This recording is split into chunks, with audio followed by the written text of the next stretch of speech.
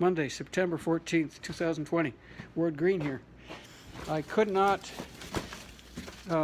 do this without getting the camera started because I realized this is, for me, this is extremely historic because I've just received, I'm going to turn on my little Himalayan salt lamp, but I've just received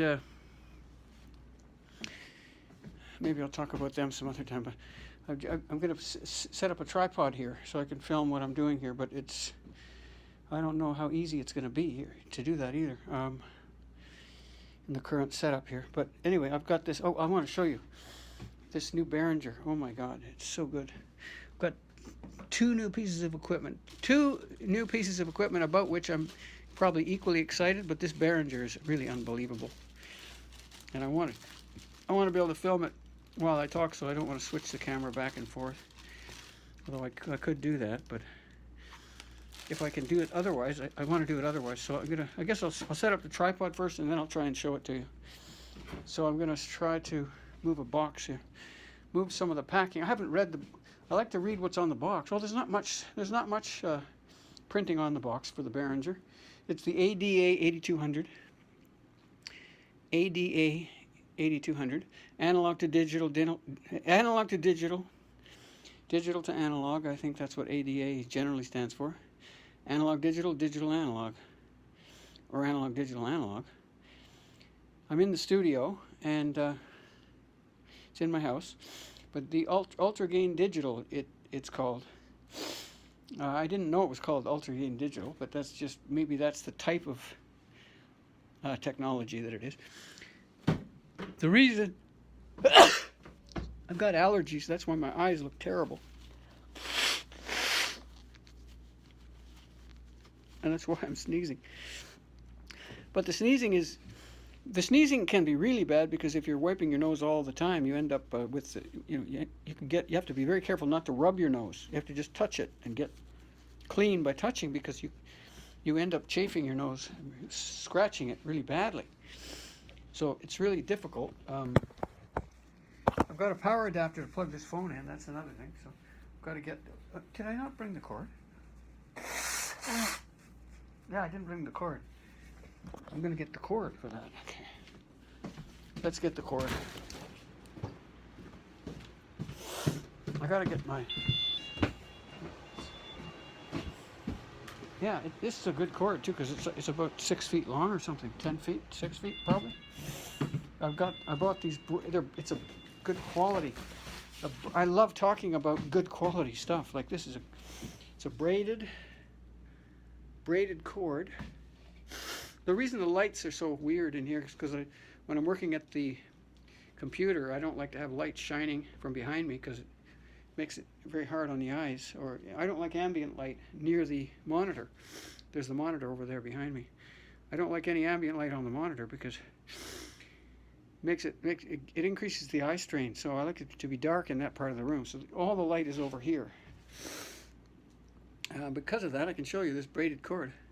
It's a USB cable that for charging I'm using it, but you can use it for USB in general. It's actually it's a lightning cable. It's a lightning cable at one end, which is the small connector used for iPhones and other Macintosh. Other Apple devices, like the iPad and stuff. This I don't know what else, because those are the only two devices I have from Apple, other than my computers, which they don't use the lightning, but it's USB on this end. So I'm going to be plugging this into the power adapter. I don't even know where I have a power outlet, because I'm using all my power outlets here. But there's one there. I see where I have one right on the floor. Let me get this on the tripod. That's the next thing. There we go. Yeah, here's the tripod. Okay. I accidentally stopped the video right. It took me a couple of minutes to I wanted to check before I turned it back on again. I wanted to check to see that I had enough memory to do my video recording, and I do. So I've deleted all my movies except for today's, and a few small ones that are older than today, but they don't take up much memory, so I'm not trying to delete everything. completely, but I mean, I've got it all backed up anyway, but I think I can put this tripod somewhere. Maybe I can put it up on top of that. Wait a minute, that's no good. I just forgot to switch the camera so that now the camera's pointing at me. That's what I want. Now I can show you stuff, but I need to plug it in, so I want to plug in the power, which is, I do have an outlet down here. Might work rather well, I don't know, I hope it does. Plug that in. It's a long enough cord, yes. Problem is I don't have a sturdy place to put this phone yet. Where's this? There it is, I plugged it in. Okay, hopefully that's got power. But it's 100% charged. It's not going to run out of power very soon, I don't think. Well, I can show you this Behringer. This is the most exciting thing ever in my life of audio, ever. I mean, I haven't even got the wrapper off it yet because I'm so excited to show you. I just can't believe it. For me, I want to record the moment because it's very historic for me that I have this device. It's the most advanced technology in audio in the studio that I've ever seen. It's advanced. You know, it's up to date stuff. Like, I'm gonna take the wrapper off. Here we go. So here, the wrapper's going in the garbage. Get it out of my way. Got a screwdriver here. Got to keep track of. So this device, I can tell you a little bit about it, but I have to read everything more about it. But I know I've read enough to know it's got 130 decibels of signal to noise. I mean, it's the biggest, the best, the highest signal to noise ratio that I've ever heard of. I think in the past we thought that anything over 110 or whatever, over anything above 100 even, was probably extra that you didn't need. So, but it just means it's a very quiet device, so that you won't, you know, you're a lot of the time maybe you still will hear some hiss if you have devices that produce hiss, but the hiss produced by this device itself will be, you know, extremely small or relatively small compared to these other hisses, these other noises. So this is but it's got, what it also means is it's got a lot of gain. 130 decibels for the mic preamps, so that when you plug your mic into the XLR connector, which is a 3 wire balance connector, and it's used for, you can use it for line inputs too sometimes, but this unit I think has a line input. Yeah, this unit has, the XLR are separate from the line inputs, so the line inputs are right next to the XLR, so the balanced microphone level, that's a preamp, and it's a Midas preamp, and I've never been involved with the studios much, but they advertise it as though Midas is important in the studio, in as far as quality preamps. So Midas, M-I-D-A-S, is the name of the preamp, and they're advertising it, bragging about it, saying it's a great preamp. And there's 8 of them here, 8 Midas preamps. So that's one good thing. Supposedly they're saying, so I believe them. They wouldn't be able to advertise it and sell it if it wasn't,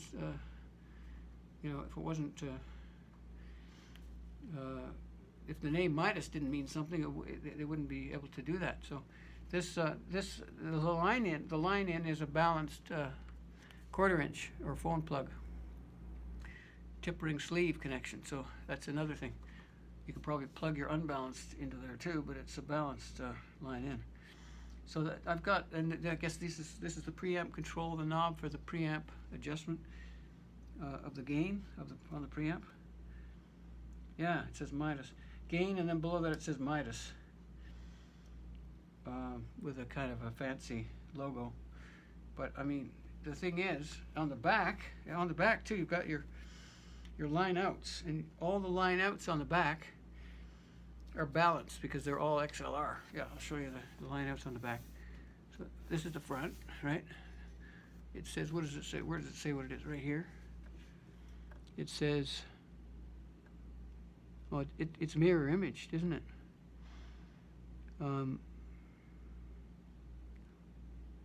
Ultra gain digital.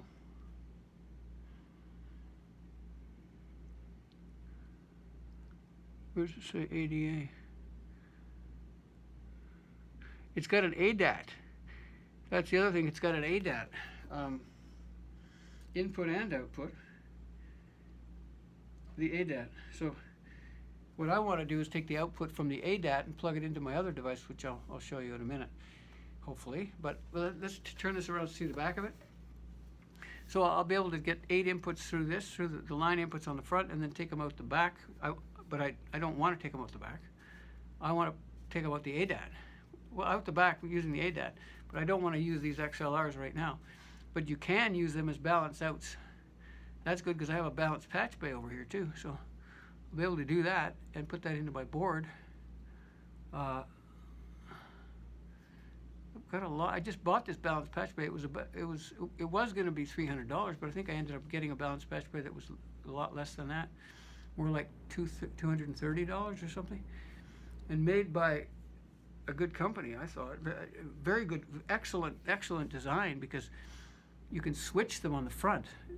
No patch bays that I've ever seen have switches on the front. Every single point, 24 switches for each of the 24 patching. Well, there's 48 points, 48 plugs, 2 for each channel. So you basically have, you know, an in and out kind of thing. Plug it in and take it out, so you can go plug it into some effect and take it out again.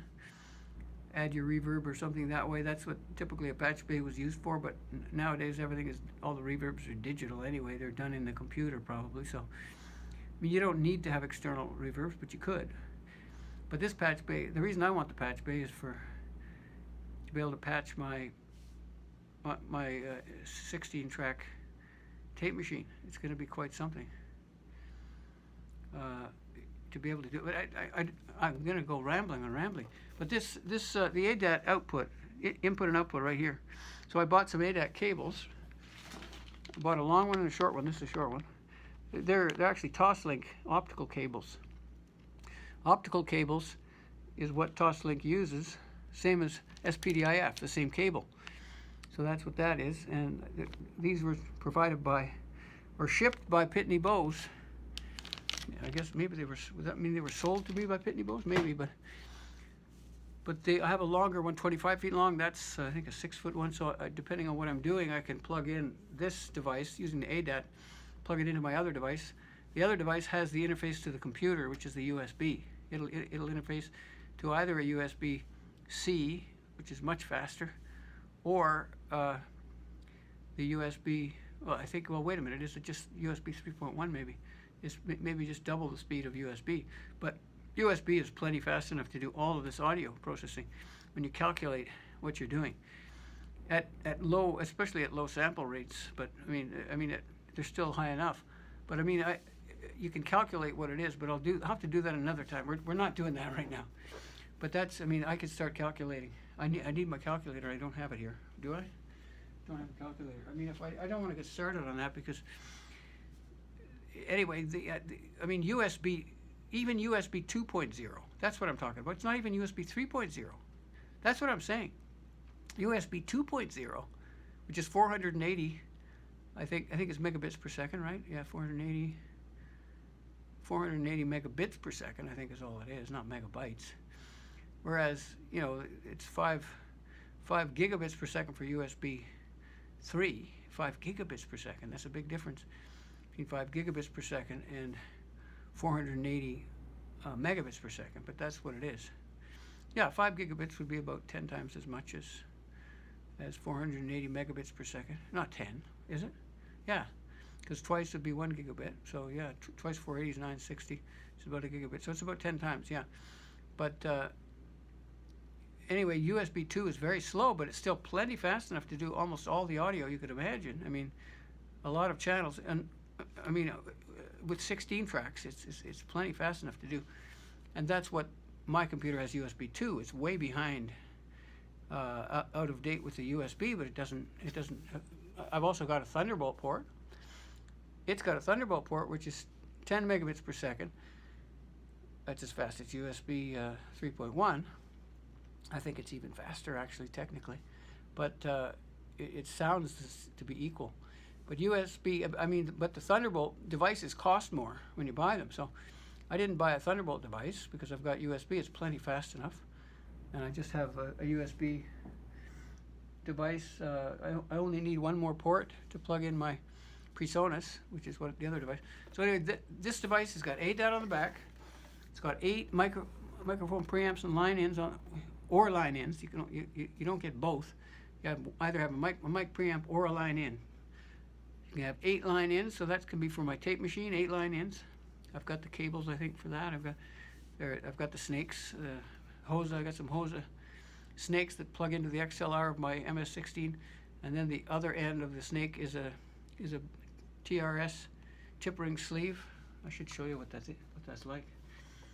I should have something like that I can show you, right? Let me see. Let me get one of the snakes. Yeah, I'm going to show you. So what I'm going to do, it's going to be fun. This is it, isn't it?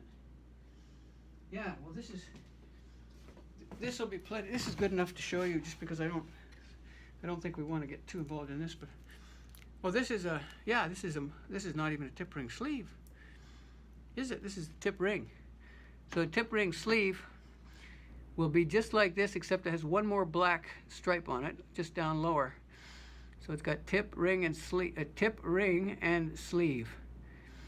whereas this just says tip and ring, or tip and sleeve, I should say. Tip and sleeve is what it has. And there's tip, ring, and sleeve if you have another black band down here. So that gives you, this is only has two connectors, whereas the other one has 3, the tip, ring, sleeve. So that's what that is. That's what the line. I got an extra patch cable that just fell. That's what the line in. My line in will be identical to that, but it'll be there it is. That's a patch cable that has a tip, ring, sleeve. Look, that's the patch cable I dropped. That shows you tip, ring, and sleeve. Tip, ring, and sleeve. Tip, ring, and sleeve, right? That's what I'll be plugging into, probably, because I have some XLR at one. I have some snakes like this, which are multiple. It's a multiple device. It's a multiple cable. Has multiple wires coming out of it. 8 of them. So I have some snakes that are tip, ring, sleeve at one end and XLR at the other end. So those snakes are the ones I want to use for at least one of them. One of those snakes will do this. Plug this Behringer in. Now I'm going to install the Behringer. Let's do that. So first of all, before we plug it in, we're going to install it. So can you see this? It's the next question. Yeah, you can see what I'm doing. Good. Don't even have to move the camera. I'm just going to install the Behringer right here. I'm not sure whether I want it at the front or the back. I think I'll put it at the front. My inclination is to put it here at the front of my spaces I've prepared. I prepared 2 slots by moving. The other day I moved my headphone amp out to the other room, and that was two units in width, and so it freed up 2 slots. Then today I just moved two of my other units that I don't use much. I moved them to the front here. Then I can put now I can put my keyboard right on here, and you see that's a good place to put the keyboard, because I don't use those units, and the knobs on the second unit that I moved to the front, the knobs prevent the keyboard from sliding around any further back, so they won't interfere with the Behringer. I've got 2 screws here. I got my screwdriver. These screws are screws I took out the other day. They got the wrong head on them.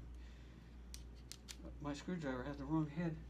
I've got different types of screws, evidently, because I just used a Phillips. Now I'm using a Robertson screwdriver. I'm going to screw these in so the Behringer can't move around. It's an ADA 8200. I said ADA 8200 with the Midas preamps. It's like, they say that the Midas preamps are legendary, so I imagine they're pretty good. You know, that's all thinking. I don't know. But I need something pretty good because it's not only a question of you know, vocal range in terms of frequency, but my voice has quite a large volume range to it. Like, and so it's important to have a good range on your gain, or at least it's not a bad idea, I think, to have a good range on the gain of your amplifier, your preamp on the mics. That's what I'm starting to think anyway. It doesn't hurt to have a decent preamp on the mics. I've got one mic that I'll be using, and probably it's the only one I'll use for my voice, and it's and for other things too, because it's such a great mic. But it's a Bayer, made in Germany too. It's also made in Germany. It's a condenser mic that has 5 patterns on it. You know, 5 patterns. Yeah. So that's beautiful the way that looks. It looks so good installed there. It's shiny. The other devices I have a matte finish on them, and this has a shiny gloss finish on the Behringer. It looks really good. I'm going to turn all the preamps down to 0 just so that I know that they're not going to be damaging any eardrums right off the bat. So that's ready to go now. That unit can be plugged in with the cables and stuff, and with the power cable. The power cable came with it. That's the power cable that came with the Behringer. So I haven't even plugged that in. That plugs into the back of it. Could have done that first, right? I didn't do that. So I can see the Behringer is here's the plug right here. I think I can see the plug on this Behringer. I don't want to make this a long movie, so I'll get to the other device, but I want to plug this in before I forget. Before I lose the power cables, you know. It'll get lost in somewhere with all the other stuff around here. It's very easy to lose stuff. I think I've learned that by having bought, you know, different equipment. Anyone who's bought computers will know how easy it is to lose something. So you want to keep track of it somehow. I mean, not just any old way. You want to keep track of it. Really keep track of it. So there's the power. Let me just take a look underneath. Is that power? No. That's the outs. Okay, the power's on the other end, the power's on this end. Yeah.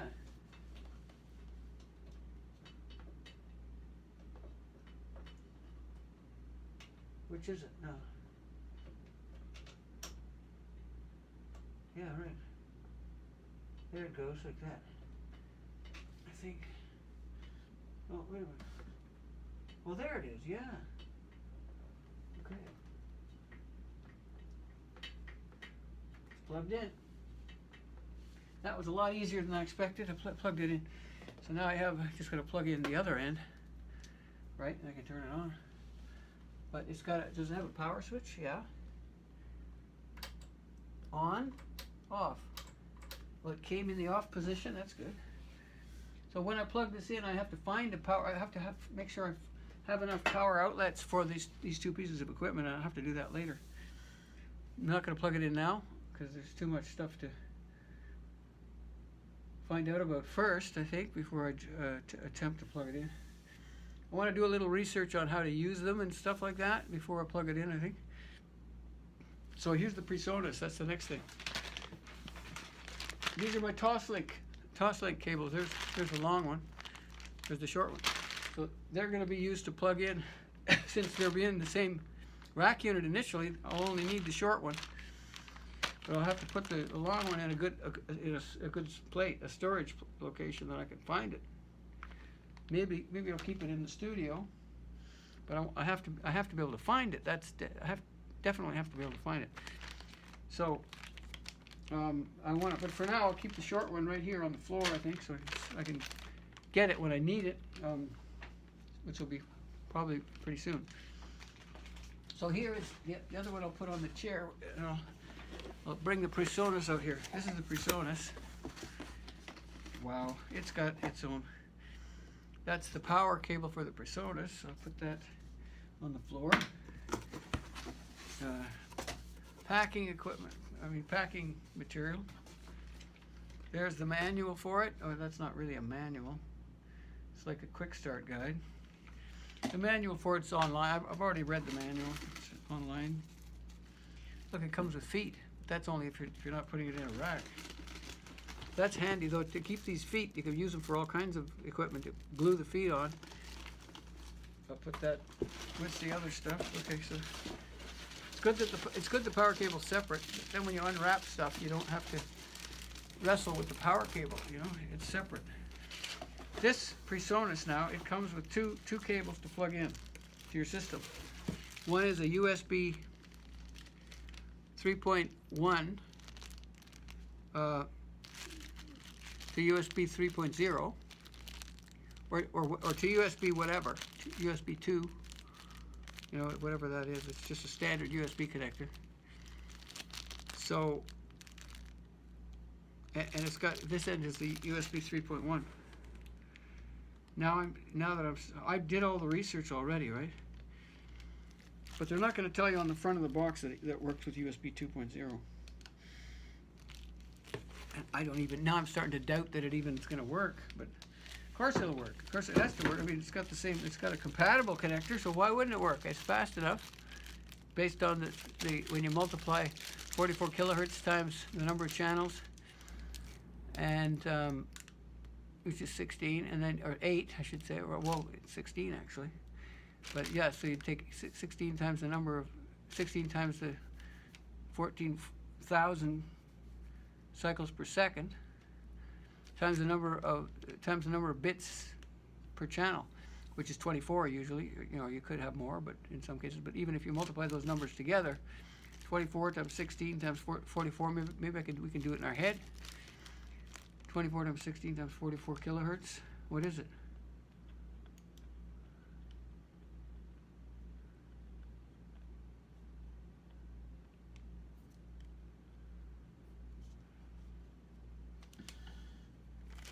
That's good. So I just got back from the bank too, and I just had to make some changes to my investments because,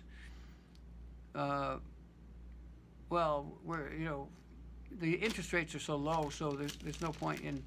We don't want to have automatically recurring investments at a very super low rate. We want to wait and negotiate a better rate. You can always get a better interest rate with GICs if you wait a little bit. If you ask.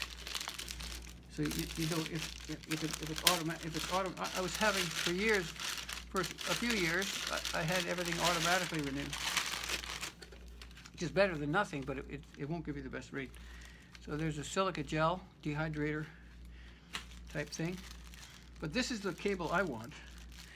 This is the one that plugs into my USB, right? So it'll plug into a USB 3.0 as well. If it doesn't, if I can't use it with 2.0, I could use it with a 3.0.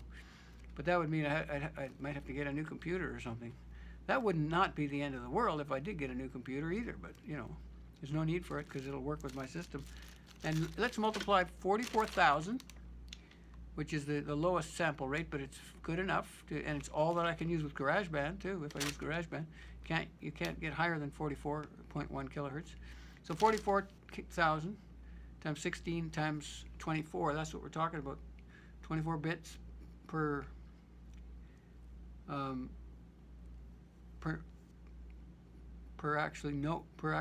per note, but per sample. Like every word is every piece of data is a word. Every word is 24 bits long. And that's times 16 because of 16 channels. So 10 times 24 is 240, right? And what 6 times 24 is 144. So, what did I say? 6 times? Oh, 10, yeah. Yeah, 10 times 40, sorry. What did I say we were doing? Oh yeah, 16 times 24. 10 times 24 is 240, and add that to 144. So that's 240 plus 144. 388, right? 240 and 144. Yeah, I think that's right, but it's close. if it's not right. It's so 388 is what we get that we're multiplying times 44,000. So 388,000 times 44. That's not going to get us. We'd have to go 388. We'd have to go 388,000 times 1,000 before we get to 388 megabits per second, right? So 388 times 44 is not going to be anywhere close. 388,000, I mean, times 44 is not going to be anywhere close to 388 megabits per second. And 480 megabits per second is what USB 2 can do. So USB 2 is plenty fast enough. So I just did it in my, we just did it in my head. So that's USB 3.1 to USB 2.0 in my case, but it would be an adapter for, I'm going to put that here too, so I'll have it. And you'll need that. You'll need to connect that way. Let's throw out all this packing material. If we had children, we'd have to be careful not to leave the packing material where they could actually get it, and they might suffocate or something if they played with it. It's bad. So to watch the packing material. Look at this. This is interesting. The clock out for this has a BNC connector on it. I never see. Well, I guess some of my equipment has BNCs on it. I suppose maybe my MS-16 has a BNC. But a BNC connector is like you use with an oscilloscope and stuff. It's a very scientific type connector. I never usually see that in the studio, in the music studio. You don't normally see it. I didn't think, but I mean, not in the low end music studios. I guess whenever you have a word clock, they use that. Maybe, I don't know. See, it surprises me. It's got a thread on it, like a plastic threading. You plug the BNC in, and then you screw it on somehow. Something is, so it doesn't come unplugged, I guess. But here we have SPDF in and out. Actually, the SPDF in and out is just an RCA connector, it looks like. I don't really know what that is, because if it's not an RCA, but it looks like an RCA. It's probably not. No, it could be. Yeah, it could be. I think SPDF sometimes uses. I've never used SPDF personally, so I don't know anything about it. But I think I remember RCA. I vaguely remember. Here's the ADAT, in and out ADAT on this unit. So it has right here. I'm holding it upside down right now, but I want to be able to read it. But this is the ADAT. It says ADAT. Input output. Right there, so I can plug into this from the other unit, my 8 channels. This has 8 channels in, 8 channels out. And it depends on your the number of channels you get in and out with ADAT depends on your sample rate, I think. I think if you raise the sample rate, you get 4 channels out. If you go up to a higher sample rate, like you go up to 96 kilohertz. I'm not sure if that's this unit or the Behringer, but I think it's this unit that I read that about. But this also has MIDI in and out, which is kind of unusual. Oh, look at the power. That doesn't seem right. What's the power here? Oh yeah. That's not right.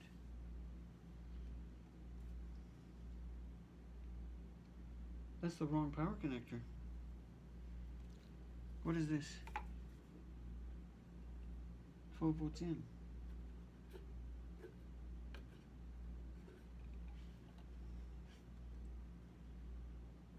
Why? Oh, remove this entire label. Okay. It says remove this entire label.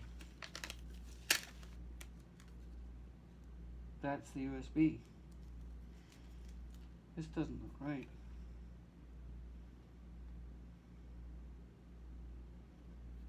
What's that? I don't know. Yeah, it's puzzling. I don't understand it. I do not know what it is. Okay. This is weird. I'm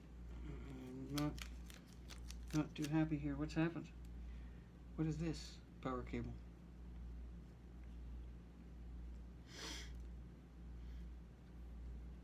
Did somebody sabotage me here by giving me the wrong cable? What is it? I don't get it. I don't get it. It's like the wrong cable. It's not going to plug in. Power. Where's the power switch? Yeah, there's no power switch, I don't think either. What's going on here? What's going on?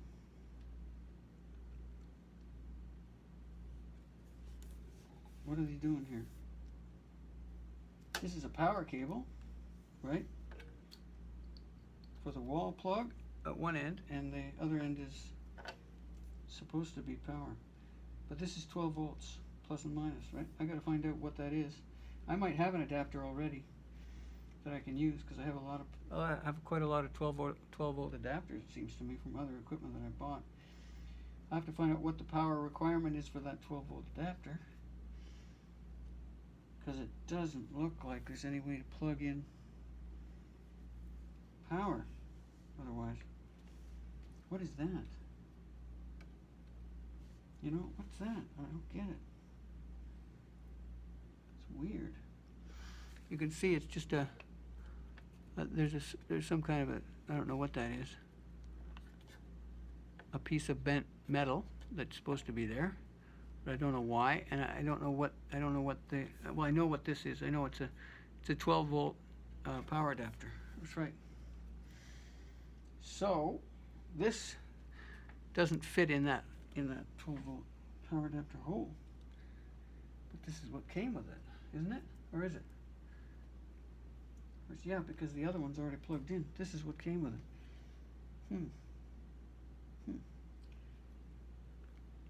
Well, that'll have to be sorted out. Let's get this label off.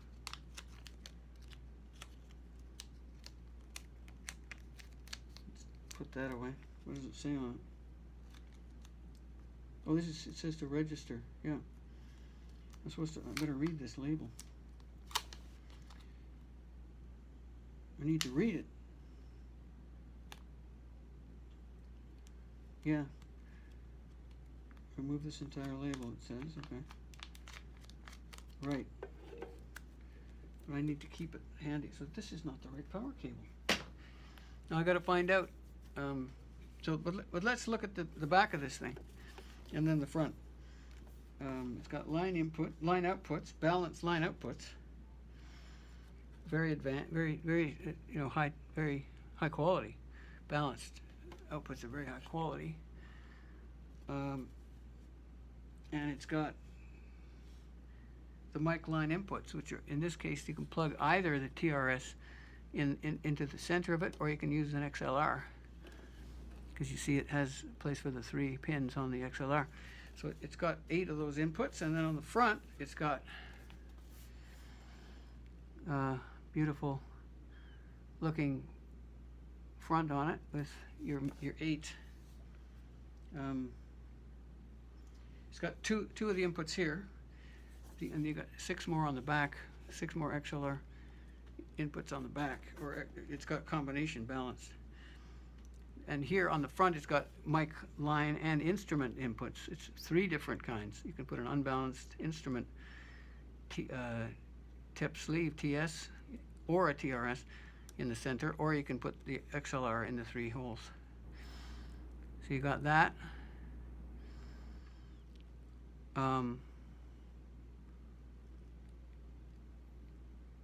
So then these are the adjustments for your 8 preamps levels, right? Well, we don't even know if this thing's going to work when we plug it in. There's no point worrying about the power cable. We don't even know if it's going to work when it's plugged in. We don't know that, right?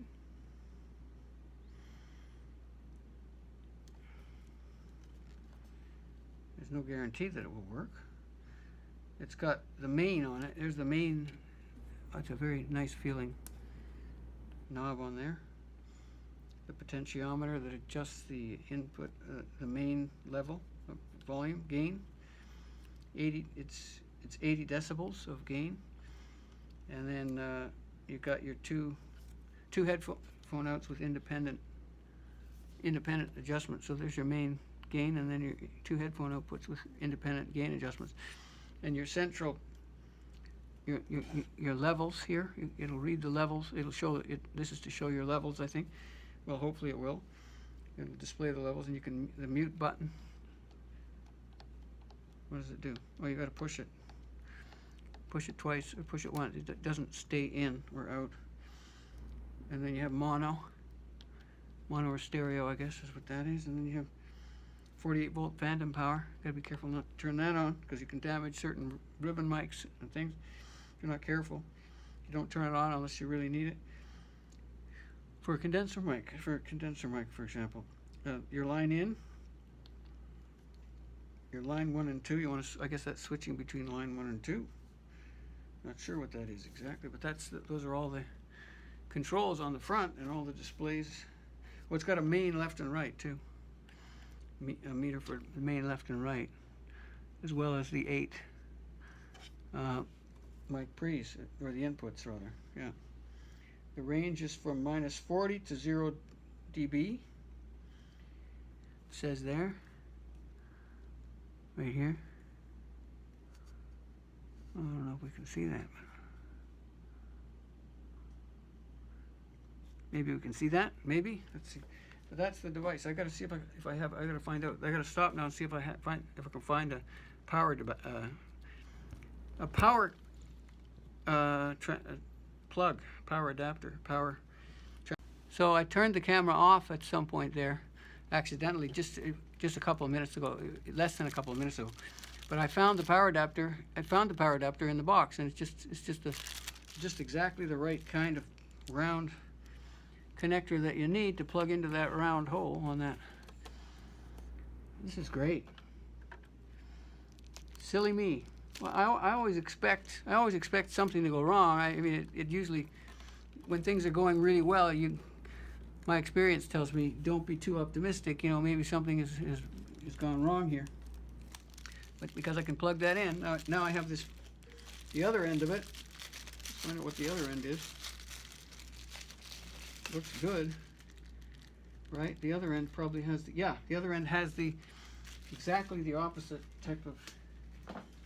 The other end is exactly what I need to plug that end into. So that's perfect. I've got this is a AC power. It doesn't matter which end is which.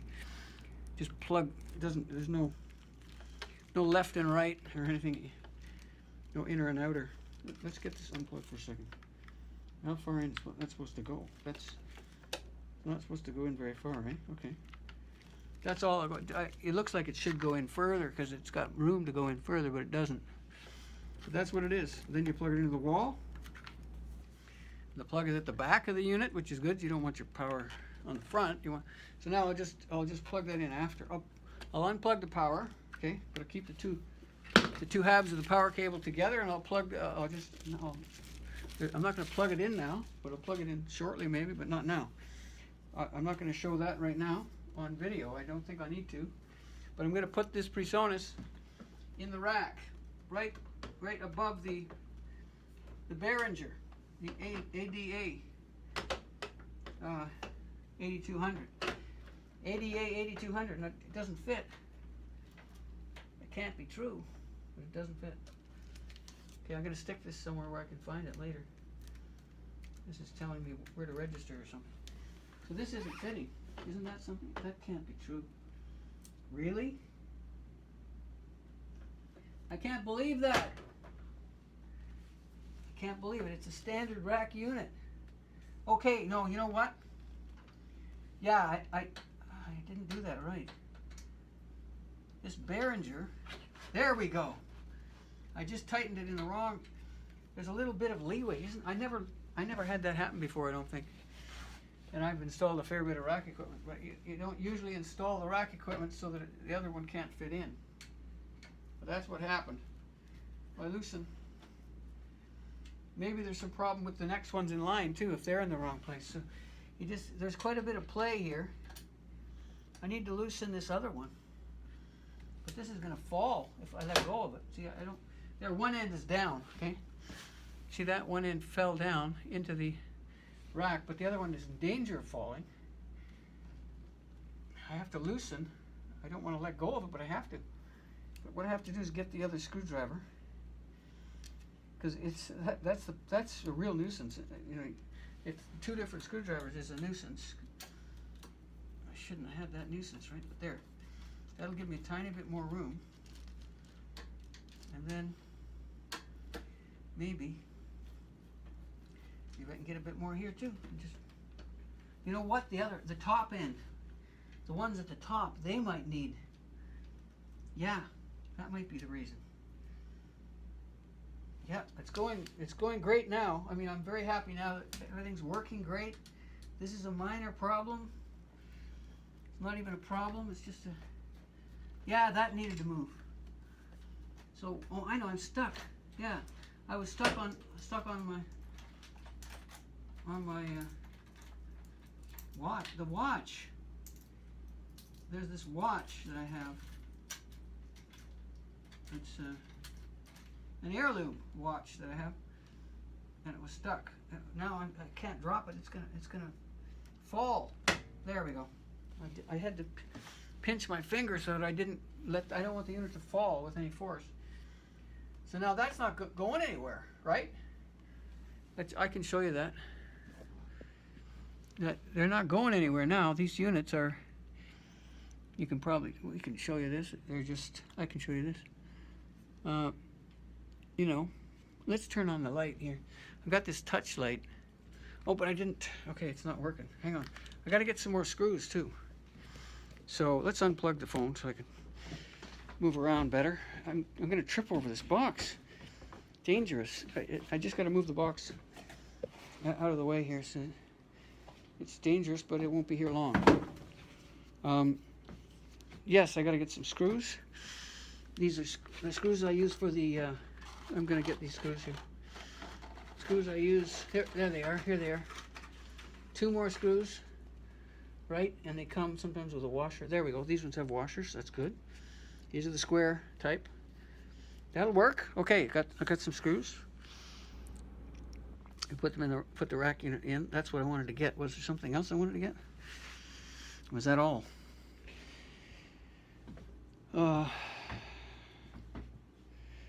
Let's put this somewhere. Let's put this up here somewhere. Well, let's go up here. You know what I wanted to do? Turn on. I know. Yes. I'm very happy with the way things are going here now. Even though we've had a few very silly errors. Look at this. I've got this touch light. I can touch it and it goes to different levels of brightness. It's really a nifty thing. It's especially been handy when I've been working in the dark. To be able to turn it on really quickly is a very positive, very advantageous thing to be able to do. So if I can move that lamp now, as I move it I turn it off by accident. I can turn it on again very quickly. So now I'm standing this on the keyboard. Not the best, but still it's not the worst either. The keyboard can handle that. It's not too bad. So that lamp gives me a little bit of light. I don't like it because it strains my eyes usually, but if I'm, trying to perceive things, beyond, just in opposition to that lamp. But anyway, now we're just going to screw this in and we're done. I only put 2 screws in because for one, even if you had a vertical rack, you'd still only need 2 screws. But for this, you only need 2 screws because it's horizontal. You only need 1 screw. You probably don't even need screws, but because it's horizontal, it's not going anywhere. But I don't want them to slide around when I'm working, so I put in 1 screw on each side. They don't have to be anywhere. It could be top or bottom, doesn't matter. When I turn the power on, power comes on to this unit here. Has a red light that lights up, like the DBX. I think it's called the 166. That unit, I forget what it is. There it is. Does it say? No, it doesn't. Yeah, the unit doesn't even say what it is. It's probably hidden under the. Yeah, so 166. I found it. It says 166. It's a compressor limiter. But I don't use it because it's. Look, I'm just tightening the Behringer screw now. That's right. I got to tighten up the other screws because I had to loosen them all. And for the other ones, I have to switch heads again to the, you know, it's a minor nuisance, right? This is a very minor nuisance. But I have two different types of screw heads. And I could just change them all to one type, but it's not enough of a nuisance to warrant that. So there we go. Back to the Robertson type head. So you can do it fairly quickly. Change heads and tighten this one. I already was tight. The Behringer wasn't tight. Okay, good. I don't think I loosened the other ones at all. Did I? I'll just check. No, they were tight. All the Phillips are now tight. So everything is tight, looking good. Oh my God, I was worried. I thought somebody, you know, didn't put. I thought someone put the wrong power cord in the box, but no, it's just it's probably the right one. I mean, it looks like the right one now, and that doesn't mean everything's going to work, but we got to try it, find out. Everything looks in order, and that's the best we could hope for as far as the first sign goes. September 14th, 2020. PreSonus. It's an 1824C. Let me talk about that a little bit. Yeah, the 1824C has 18 ins and 24 outs, and it's got 8 mic preamps as well as 8 line ins and 2 instrument ins. So it's, which you can use instead of line ins. You can use two of the channels can be instrument in. You've also got, I don't know whether you can use 2 instrument ins. Yeah, you can, I think at the same time you can use 2, but you can only display one on the front maybe, one at a time. I'm not sure because there's a button for that. I'm not sure what that is.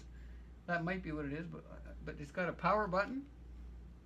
It's digital, so that power button does not go in and out. It just goes down once and comes up every time. Yeah, so let me show you this. Well, we've already seen it, but we didn't really look at the power button. Right? Yeah. Yeah, that's the power button. Where is it? Yeah, that's the power button right there. It's on the right-hand side. We got our headphone. I don't know if we're going to be able to see this very well. Yeah, there. I think we'll be able to see that now. These are headphone. The gain adjustment for the headphones. I got a pair of headphones right here. And then there's the 2 headphone outputs to plug into the headphone. And then you've got, you know, it's what I already showed you, but it's now in the rack. And right below it, if you can see this, yeah, it's the Behringer. The Behringer, and then we have the PreSonus. Yeah, I'm trying to get this. This is in the way. Here we go. There we go. Now I got a grip on it. So I've got some other patch bays up here, and I've got, that was my heirloom watch that was possibly the reason why it didn't slide in so well is possibly that might have been because of the why can't I aim that? Oh yeah, there we go. Possibly because of the heirloom watch. But anyway, because it was sticking over the edge maybe a little bit. But that really, so we didn't panic. That was good, right? The PreSonus sticks up above. It's got a thicker front, the front of the tabs on it that you attach it with are thicker than on the Behringer. And in fact, the Behringer's thinner than the 166 that's right behind. This is the 166 that has these knobs, which I don't use. The 166 is not a digital device; it's an analog device, you know. So it's so obsolete now. It might be handy. I'm sure it will be handy for. It's usable for something, but this is good lighting for this camera right now. So I'm just leaning back on my chair, relaxing a little bit here. I'm done for now. That installation, that gets them into a safe position. Now I can plug their power in. Well, the one of them has. I got to rig up the power to the actual power outlets, you know, to make sure I have good power source for them, and you know, make sure they're plugged in. And then we'll have to read their manuals more thoroughly. I got to find out everything I can about how to use the Behringer. The Behringer was a last-minute addition because I was thinking. I was actually thinking. I got to fix my eye here. I was actually thinking of getting 2 buying 2 of the PreSonus, and because they can be hooked in together because it has an ADAT out. You could plug in the ADAT out of one to the ADAT in of the other, and you could chain them together. But because they could both be plugged into USB as well. So, you know, and the 1824 can have 18 ins. So 8 of the ins can be from ADAT, and it can come in the ADAT and go into the computer, and the other 8 ins can be through the mic preamps or the line ins of the PreSonus. The PreSonus can provide the 16 inputs, 8 of them via ADAT, in other words, and 8 of them via line ins or whatever else you have if you want 8 mic ins. In my case, I want line ins for my MS-16. So let me show you the MS-16. It's really beautiful. Before we sign off, this is really a beautiful machine. What just fell? Oh, the garbage. I just knocked over the garbage. That's the least problem that we've had. The smallest problem or thing that went wrong today was knocking over the garbage. This is the MS-16 right here. This is a tape machine, really extraordinaire.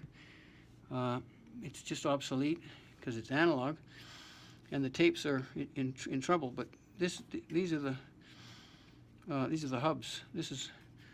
That's one of the hubs. That's what you put the reels on. So the reels they're large hubs. You know, you need reels that you need 10.5 inch. It takes 10.5 inch reels because it has the large hubs. So that's a 10.5 inch reel right there that is on the hub there. That's what the reels look like, and they're what are they? They're 30 minutes long, right? So yeah, they're 33 minutes long. I think they're 2,500 feet is what the tape is in length. 2,500 feet, runs at 15 inches per second, and they're 2,500 feet, which makes it 33 minutes.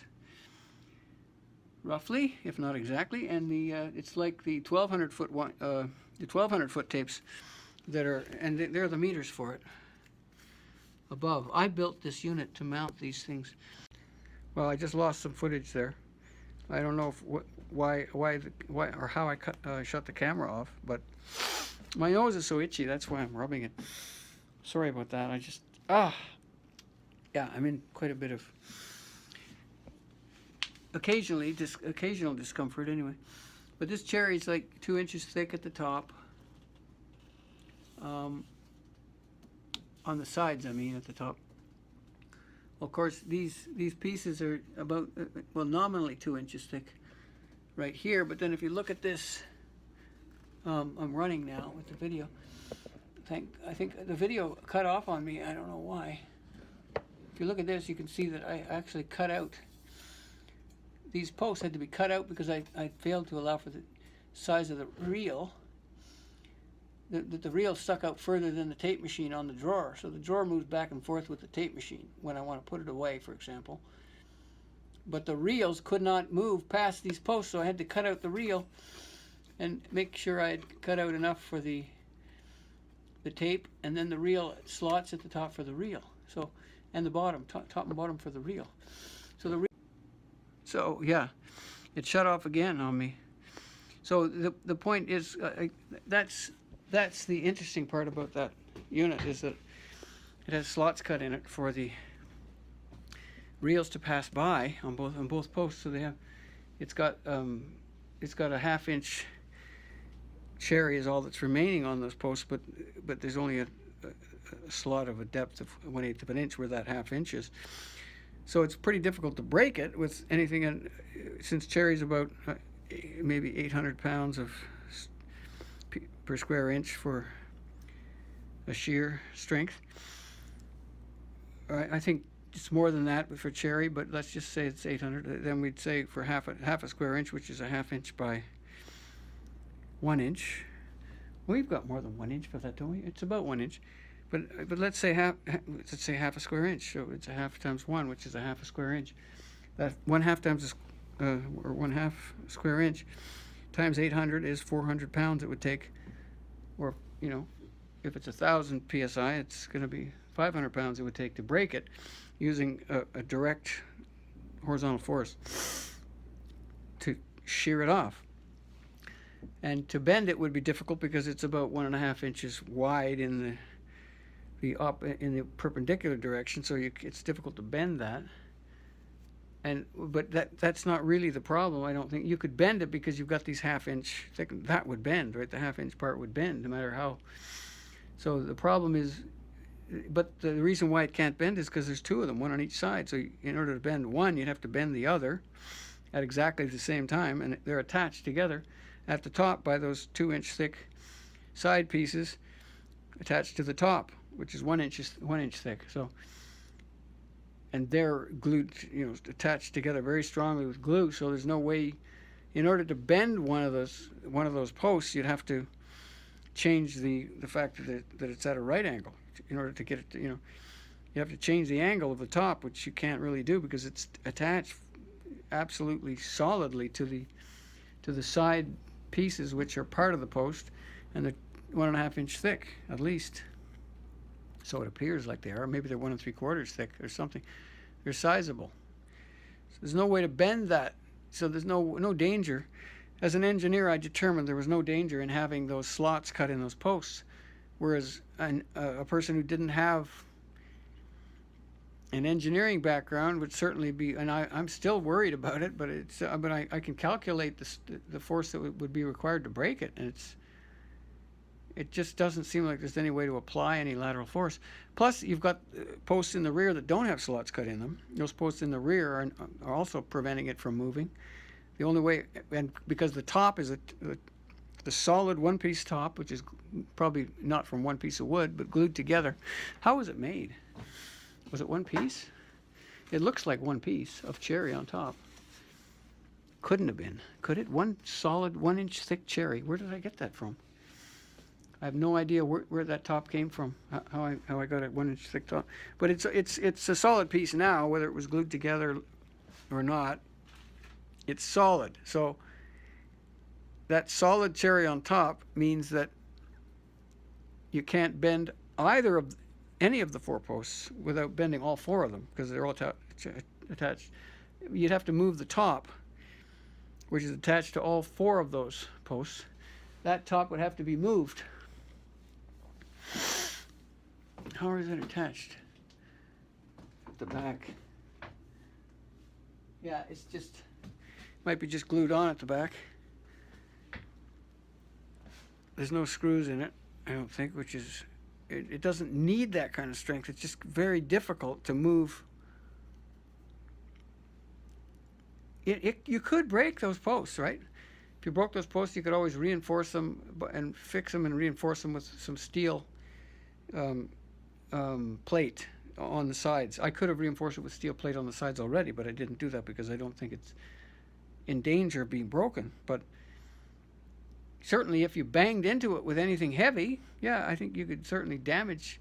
It's still, imagine how hard is it to break a piece of wood that's 1 inch thick by a 1/2 inch thick, and it's only 1/8 of an inch long. How do you break a piece of wood that's like that? It's pretty hard to break it because it's only 1/8 of an inch long. So it doesn't seem very likely that you're going to break. If it were 10 feet long, you could break it because you just bend it, right? But how do you bend a piece that's 1/8 of an inch long? So the danger of having these slots in there is not as great as it appears. It appears to be a very grave danger, as though something is going to come crashing down, because all the weight of the front of it is certainly placed on those 2 posts. But that's how it is. That's just the way it is. What time will tell, I guess, whether that proves to be a good design or not. But I did not intend that to be the final result. I just saying that for the record of posterity. And that's all for today. September 14th, 2020. Ward Green here, saying love to everybody out there, and have a great day, week, month, year, a great life. Bye for now. Sorry. Okay. September 14th, 2020, Ward Green making a short adjunct to the previous video for this day. I just can't help but want to add something because I'm so excited about this new studio. It's basically apart from the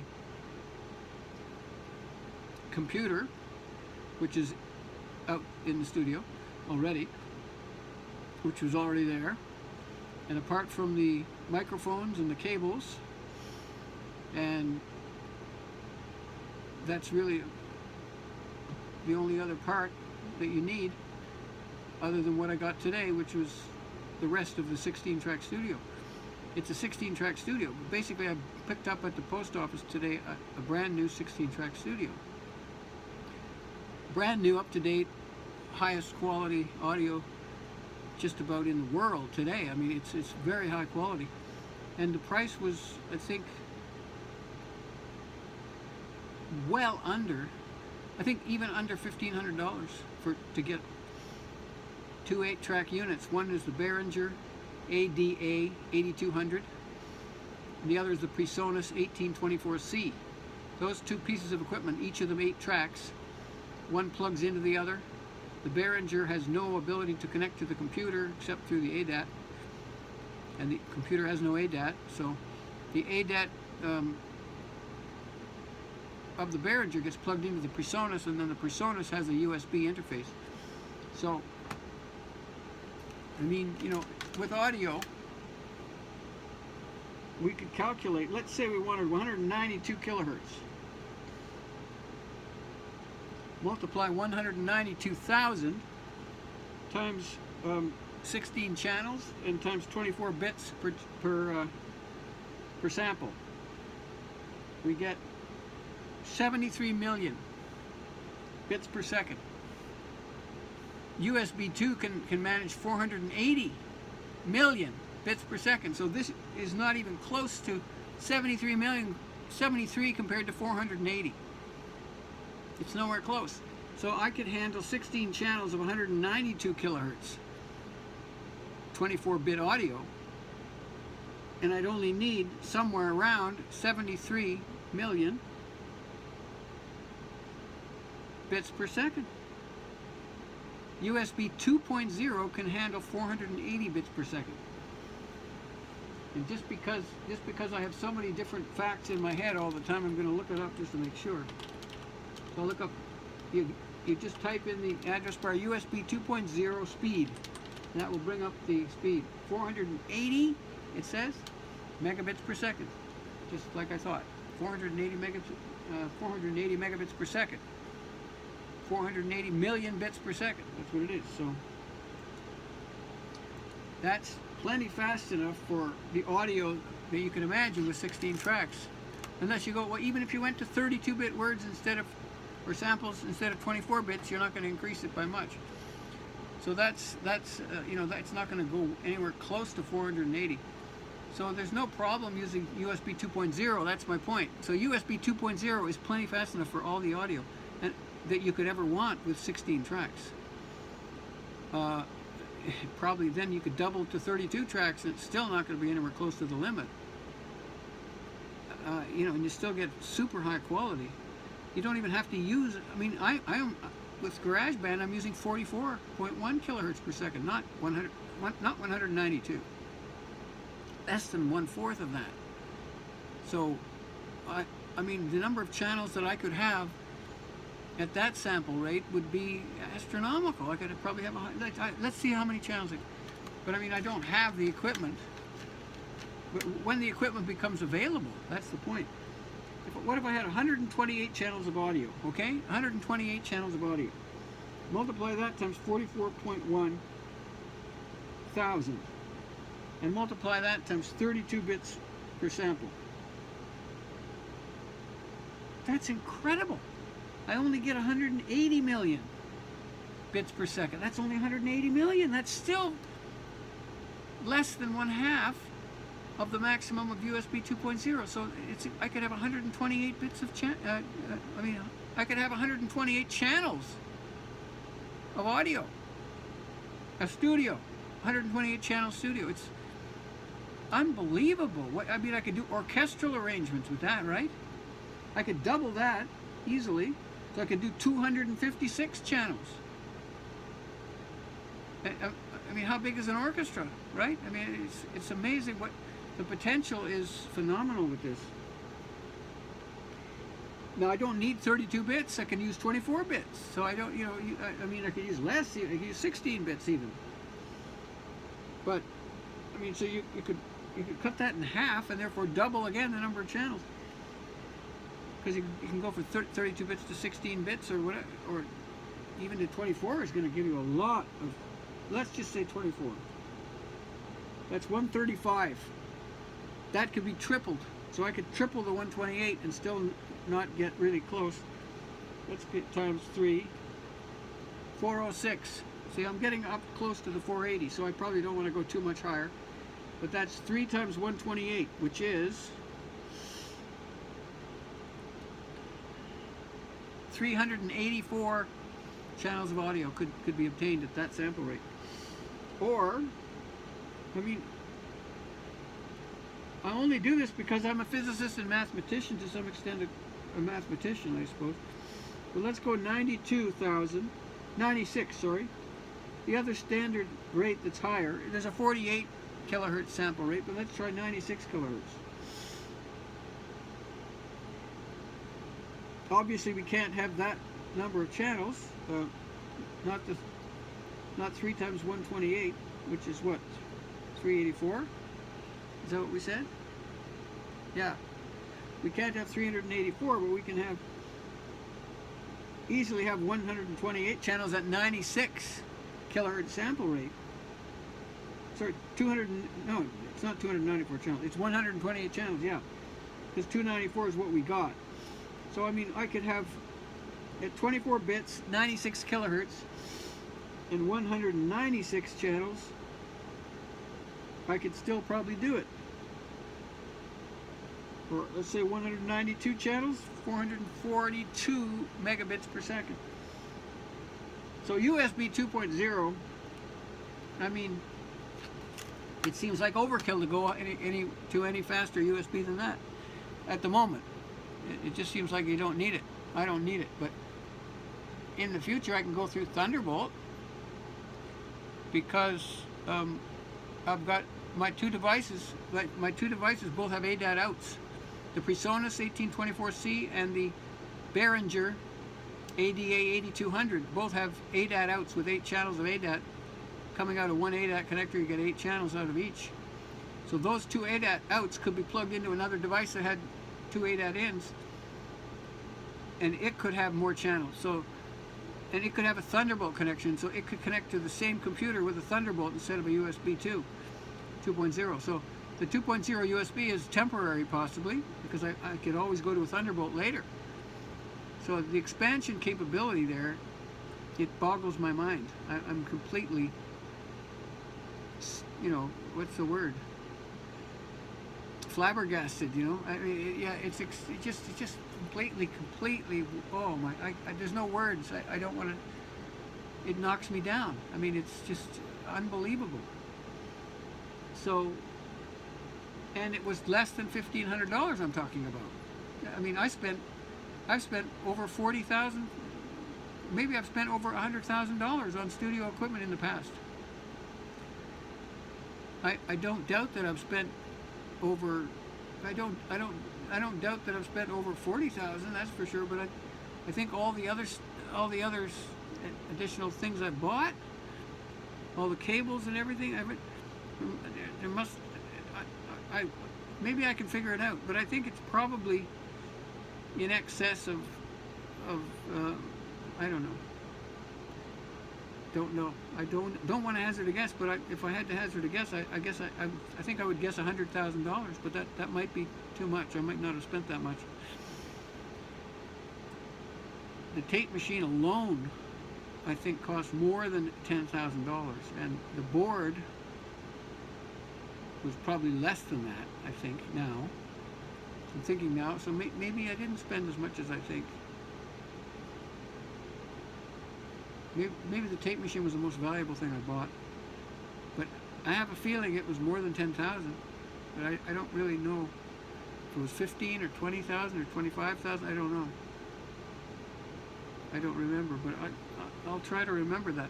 But that's a tape machine that is still a beautiful machine today. But just think of the difference, $1,500, and I basically have, by using a computer that I already owned. But of course I bought it for the studio, but it was a $2,000 computer, roughly, something like that, I think. Because I paid $5,000 for 2 computers and a time capsule, I think that's what it was, at the time. And the time capsule was $500, so I think that each computer was about $2,000, but I'm not sure. Well, I'm sure they weren't $5,000 each, so they must have been about $2,000 each. For each computer, 2 almost identical computers, both the same, just slightly different spec on the, I think the processor speed might have been slightly different, or the, well, we'll find out later. Anyway,